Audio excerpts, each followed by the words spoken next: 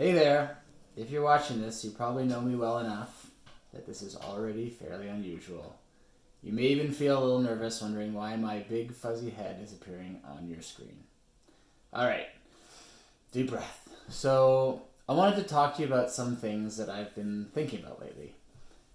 I guess there's always been big problems in the world, but this year it feels a little bit different. Not just because, well, they just feel a little bit bigger somehow. But at the same time, things in Canada, or at least in my particular bubble, they feel pretty good. I mean, pretty amazing actually. Julie, Camille, Lila, and I, we're all happy, healthy, we have a roof over our heads. So my instinct is just to concentrate on all we have to be thankful for, since thinking about the millions of people around the world who aren't as lucky as us, it just seems too big and too painful to contemplate, let alone solve. It's overwhelming. And life is busy. Yeah, I hide when charities come to the door. Sometimes. Because although I occasionally give, I feel like I'm also contributing to some vast and abstract pool of money that is helping someone in the end, but it lacks the personal connection that I think is the original basis for human acts of charity. So I'm proposing something a little bit different. Okay, a thought experiment. And I'm risking a seriously bad analogy here, but please bear with me. Let's say you're on a hike and you notice a man slumped over on a bench. You ask him, "What's wrong?" And he looks into your eyes and he tells you he's been bitten by a poisonous snake. So only 5 minutes away there's a hospital, so you help him up, you help him over to the hospital. You walk with this man and the doctor says, "Good news, there's an antidote." Great, but it costs $100. I honestly can't imagine that I actually know someone that wouldn't step in at that point and save a life in this situation. It's a no-brainer. You have a fairly sure bet of fixing the problem that's right in front of you. It's immediate, and you could even finish your hike without too much of a detour. Think of how you would feel at the end of the day. Your muscles are sore.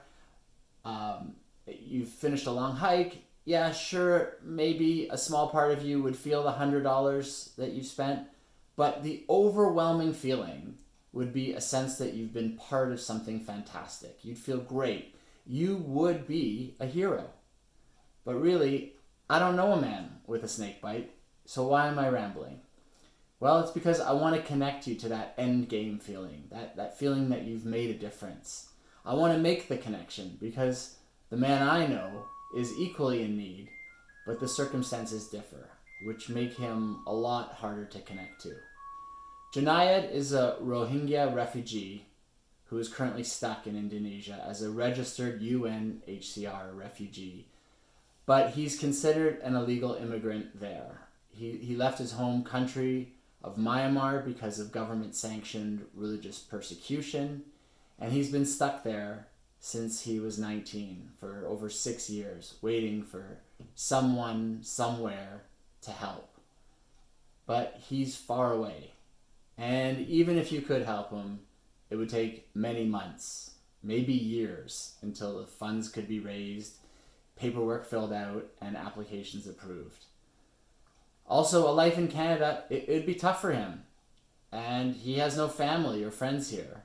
And lastly, the cure? It's more than $100. So how can we make Joniad more like the first guy who was so easy to help? Well, what I'm saying to you right now is that there will be a party. And you will be invited, and you'll reach out, and you will shake Joniad's hand, and he will look at you in the eye, and he'll say, "Thank you." And you'll feel that connection that I was talking about. You just have to flip the order of events in your mind. If you help him first, you will eventually make that connection. It's true, you can't do it alone. But together, I think collectively, I know we can do it. I met another Rohingya man, and he told me that one of the things he thought was amazing is that Canada's private sponsorship program is unique in the world, in that it gives its citizens the power of a nation, the ability for regular people, just like you and I, to reach into the chaos half a world away and pull a life that is being wasted into our country and give them a chance to thrive. It's a privilege we have, and I hope you join me in using it. So we've created a neighborhood group of 5 that will raise the funds needed, do the required paperwork, and then help Joniad settle in Canada.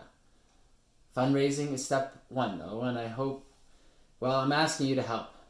So any donation this week from my friends and family, I will match up to $5,000. So all the information on how to give is through the GoFundMe page, and it's in the link in the original email, or it'll be in the description of this video. And should you decide to help, we'll keep you updated on all our progress. Also, if you can't help financially, but you have the time to give, well, we'll definitely need it when Joniad arrives. So to bring us back to solving all the world's problems, I know this doesn't, not by a long shot, but it is something. It's a movement in the right direction, and in my world, and yours, and Joniad's, it will be changed forever. So thanks for listening. Hopefully, thanks for donating. And I wish you and your family a very happy new year.